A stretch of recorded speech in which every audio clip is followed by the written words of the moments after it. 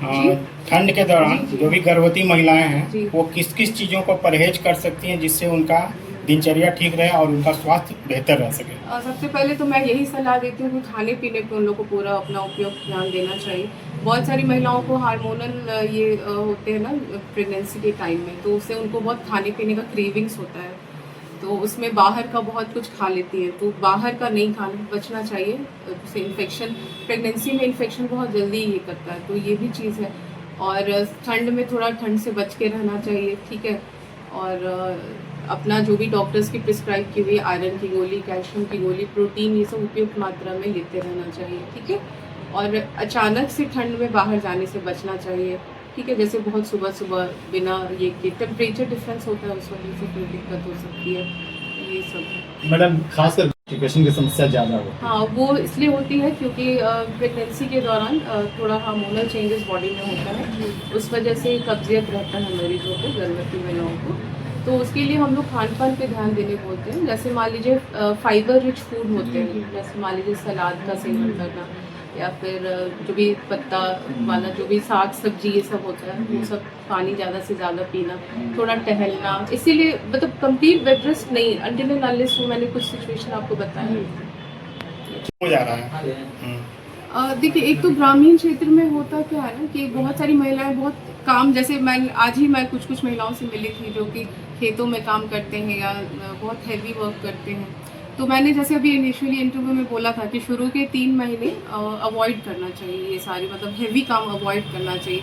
और गर्भपात के बहुत सारे मतलब कारण हो सकते हैं, तो अगर ये चीज़ है कि मान लीजिए हम उसको एग्जैक्टली जाने, बहुत अवेयरनेस नहीं रहता है, बहुत महिलाओं को शुगर की समस्या, थायराइड की समस्या, बहुत तरह की चीज़ें होती है जिससे ये सब गर्भपात होता है, क्योंकि ग्रामीण क्षेत्र में महिलाओं को पता नहीं रहता है कि मुझे ये समस्या है, ये समस्या है, क्योंकि अपने हेल्थ के प्रति बहुत जागरूक नहीं है महिलाएं। तो कभी कभी अंदरूनी मतलब इस तरह की समस्याओं के चलते भी गर्भपात होता है। और हैवी वर्क अवॉइड करना चाहिए, जो मैंने बोला आपको। और यही सब। इतनी महिला होती है जी जी। तो उसके लिए काम करना बेहतर है या काम करना ना बेहतर क्या है? क्या सावधान गर्भधारण के बाद क्या क्या सावधानी मैंने बरतनी चाहिए अपने लाइफ स्टाइल में?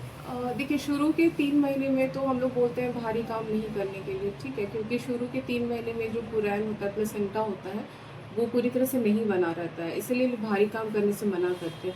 लेकिन उसके बाद जो डे टू डे एक्टिविटीज़ होती है वो कर सकती है, लेकिन वही है, हैवी काम नहीं करना चाहिए। कुछ डॉक्टर बोलते हैं कि अगर डिलीवरी है, अगर काम और नहीं देखिए, करिएगा तो ऐसा नॉर्मल नहीं हो पाएगा, नहीं, फिर ऐसा ऑपरेशन नहीं, का नौबत आएगा। नहीं ऐसा बिल्कुल नहीं। कितना सच्चाई इसमें? जी, इसमें कितना सच्चाई है? ऐसा नहीं है, काम तो करते रहना चाहिए। इनफैक्ट मैं तो अपने पेशेंट्स को बोलती हूँ, जो आपका डे टू डे का काम है वो आप करते रहो। और अगर बेड रिडन हो गई कोई महिला, मान लीजिए प्रेग्नेंट हो गई और फिर वो कोई काम नहीं कर रही है, उससे भी बहुत सारी समस्याएं उत्पन्न होती यानी हैं। मैडम आपको कहना है भारी सामान नहीं उठाना चाहिए, भारी बाकी सामान, डेली वर्क आप करो। डेली वर्क, खाना बनाना झाड़ू हो गया, पोछा अपना जो हुआ, पोछा तो मैं नहीं झाड़ू बोलूँगी, वगैरह लेकिन हाँ वॉक करना, जो भी आपका काम है डे टू डे का, वो करना है। लेकिन अगर मान लीजिए महिला को किसी तरह की दिक्कत है, मान लीजिए प्री टर्म लेबर एक होता है जिसमें प्री मेच्योर बच्चे डिलीवर होते हैं, अगर उसकी हिस्ट्री है, ठीक है, अगर ब्लीडिंग की हिस्ट्री है शुरू से, उसे प्लेसेंटा प्रीविया एक हम लोग बोलते हैं, अगर इस सब तरह की दिक्कतें हैं, समस्याएं हैं, तो फिर हम लोग मना करते हैं कोई भी काम करने से। तो वो केस पे डिपेंड करता है, ठीक है। ठीक।